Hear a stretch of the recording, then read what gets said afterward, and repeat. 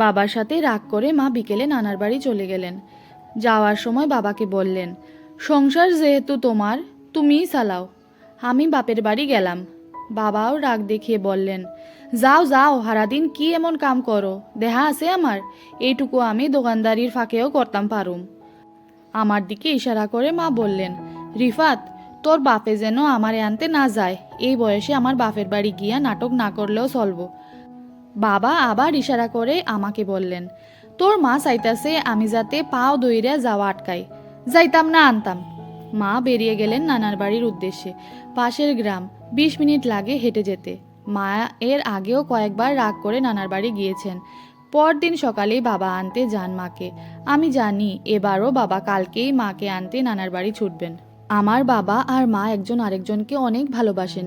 তাদের প্রেমের বিয়ে। মায়ের কাছে শুনেছি, বিয়ের আগে বাবা নানার বাড়ির আশেপাশে ঘুরঘুর করতেন মায়ের সাথে দেখা করার জন্য। নানা একদিন ধমক দিয়েছিলেন বাড়ির আশেপাশে ঘুরঘুর করার জন্য। বাবা সেই রাগে রাতের বেলা নানার বাড়ির ঘরের গাদায় আগুন দিয়েছিলেন। নানা বুঝতে পেরেছেন এই কাজ কার দ্বারা সম্ভব। দাদা তখন বেঁচে ছিলেন। নানা এলেন আমার দাদার কাছে বিয়ের প্রস্তাব নিয়ে। দাদাকে বললেন, আমার মাইয়ারে ফুতের বউ কইরা লইয়া আইয়েন।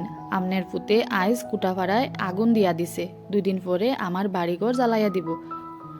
আমি বড় হয়েছি, বড় আপুর বিয়ে হলো, এখনো বাবা মায়ের খুনসুটি আর ঝগড়া থামে না। তবে আজ অবধি বাবা মায়ের গায়ে হাত তোলেননি। তাদের ঝগড়া মুখেই, তবে প্রতিবারই বাবা ঝগড়া জিতলেও আবার নিজে হেরে গিয়ে মাকে আনতে যান নানার বাড়ি। নানা এখনো বেঁচে আছেন। শেষবার যখন বাবা নানার বাড়ি মাকে আনতে গেলেন, মা কিছুতেই আসবেন না। শেষে নানা অনুরোধ করে মাকে বললেন, নিতো আইসে যা, কুটাফাড়াত আগুন দিছিল মনে নাই, তখন তো কইসস তোর লইগ্যা সব করতে পারবো, এখন এত রাগ করতে আইয়ে হ্যাঁ। মা নানার সাথে রাগ দেখিয়ে বলেছিলেন, থাকতাম না তঙ্গ বাড়ি, গেলাম গা। আমি জানি বাবা যদি নানার বাড়ি যায় মায়ের রাগ তখন পানি। বাবার সাথেই চলে আসেন। শুধু বাবাকে চড়া গলায় বলেন, মায়া বিয়া দিছো, পোলা বড় হইছে, চক্ষে লজ্জা সরম নাই, এখনো ঝগড়া করো কিয়ের লাগিয়া। এবার বাবার রাগ দেখে মনে হচ্ছে বাবা নানার বাড়ি সহজে যাবেন না। আমি তো জানি বাবার রাগ সকাল হওয়া অবধি স্থায়ী থাকে না। রাস্তার পাশে বাড়ি হওয়াতে পাশেই আমাদের বড় একটি মুদি দোকান। অত্র এলাকায় আরেকটি টং দোকান থাকলেও বেচা বিক্রি আমাদের দোকানেই বেশি। পশ্চিমের আকাশে সূর্য তলিয়ে সন্ধ্যার আগমন। বাবাকে দোকান বন্ধ করতে দেখে একটু অবাক হয়ে জানতে চাইলাম, কি ব্যাপার, এই সন্ধ্যাবেলা নানার বাড়ি যাচ্ছ নাকি? বাবা তেলে বেগুনে জ্বলে উঠলেন। মনে হচ্ছে সব রাগ আমার উপরে ঝাড়বেন। তাতে কটমট করে বললেন, তুই তো তোর মার পক্ষ লইয়া কথা কস, হাঁস মুরগি যে ডাকতাছে হুঞ্চস, ওইগুলারে খোয়ারে দিতে পারলি না।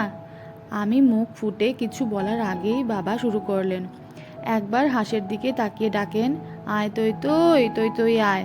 আর একবার মুরগির দিকে তাকিয়ে ডাকে, আয় তিতি আয় আয়। আমার খুব হাসি পাচ্ছে, কিন্তু হাসতে পারছি না। এমতা অবস্থায় আমার হাসি দেখলে বাবা আরও রেগে যাবেন। আমি পা টিপে টিপে ঘরে চলে গেলাম। বাবার গলা তখনও শোনা যাচ্ছে, আয় তৈ তৈ আয় তিতি। পূর্ব দিগন্তে রক্তিম সূর্য উদয় হলো বহু আগে। বাবা দোকান খুলে বসলেন। আমি পান্তা ভাত খেয়ে নিলাম। গতকাল মা দুপুরে রান্না করেছিলেন 2 বেলার।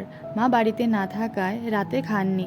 ভাত বেঁচে যাওয়াতে বাবা ভাতে পানি দিয়ে রেখেছিলেন। গরমের দিন সকালবেলা পান্তা ভাত খেলে সারাটা দিন শান্তি শান্তি লাগে। বাবা দোকানে বসে রুটি কলা খেয়ে নিলেন। আমাকে ডেকে বললেন, রিফাত, দোকানে আইয়া বস তো একটু। আমি মুচকি হাসলাম। বাবা মনে হয় নানার বাড়ি ছুটবেন মাকে আনতে। আমাকে অবাক করে দিয়ে বাবা বললেন, কয়টা বাজার কইরা আনি, আজগা আমি রানমু, খাইয়া দেখিস কত মজা, বেডি মানুষের চাইতে বালা রানতাম পারি। বাবা ছুটলেন বাজার করতে। আমি চুপচাপ আছি। বাবা মায়ের মিষ্টি ঝগড়া আমি বেশ উপভোগ করি। সেই ঝগড়ায় আমি মধ্যমপন্থা অবলম্বন করি। আমি বড় হয়ে কখনো বাবাকে রান্না করতে দেখিনি। একবার মা অসুস্থ হয়ে পড়াতে বাবা গিয়ে আপুকে তার শ্বশুরবাড়ি থেকে নিয়ে আসলেন। তবুও নিজে রান্না করেননি। আজ বাবা রান্না করার মনস্থির করলেন। বাজার নিয়ে ফিরলেন বেলা 11টার দিকে। দোকানে উকি দিয়ে আমাকে বললেন, কেউ আমার কথা জিগাইলে কইবি আমি হাটে গেছি, আমি রান্তাম যাই। আমার আজ এত হাসি পাচ্ছে। আবার মনটাও কেমন করছে। মা নিশ্চয়ই ভেবে বসে আছেন প্রতিবারের মতো বাবা আনতে যাবেন, কিন্তু বাবা না গিয়ে রান্নার আয়োজন করছেন। ইচ্ছে করছে আমি গিয়ে মাকে নিয়ে আসি। বাবা এলেন একটু পর চোখে পানি নিয়ে। আমাকে হাঁ করে তাকিয়ে থাকতে দেখে বাবা বললেন, দেশি পেঁয়াজের জ্যাং বেশি, চোখেদা ফানি বাইর কইরা সারছে। কয়টা শুকনা মরিচ দে।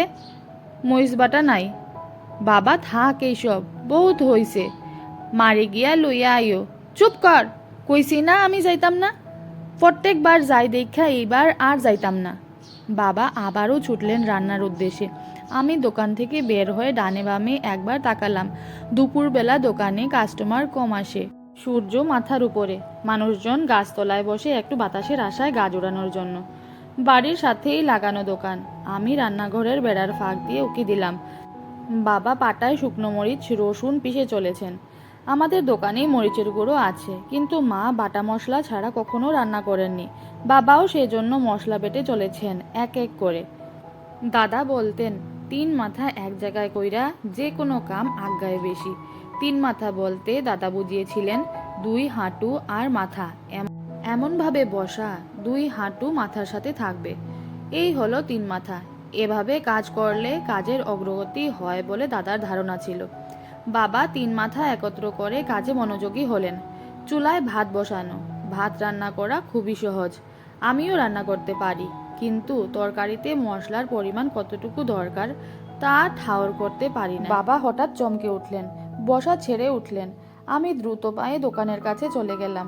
বাবা আমাকে ডেকে বললেন, রিফাত, হাঁস মুরগি ছাড়তে হইব না, দুপুর হইল, কতকত কইরা ডাকতাছে, হুনস না? বাবা রান্না ছেড়ে হাঁস মুরগি ছাড়তে গেলেন। হাঁস মুরগি ছাড়ার সময় 2-1টা বের হতে চায় না, লাঠি দিয়ে তাড়িয়ে বের করতে হয়। বাবা উঁকি দিয়ে লাঠি দিয়ে হাঁস মুরগি বের করার সময় আমাকে আবার ডাকলেন, রিফাত, চুলায় ভাত, আগুনটা কমাইয়া দে। আমি দৌড়ে গিয়ে লাকড়ি কিছুটা বের করে নিলাম চুলার মুখ থেকে। বাবা এসে বললেন, দোকানে যা, পোলাপাইনে নিবোগা সব। দোকানে গিয়ে চূড়ান্ত অবাক হলাম। মা ফিরে এসেছেন। আমি মাকে দেখে তাড়াতাড়ি দোকান বন্ধ করলাম। আমাকে মা জিজ্ঞেস করলেন, তোর বাপে কই? রান্দে।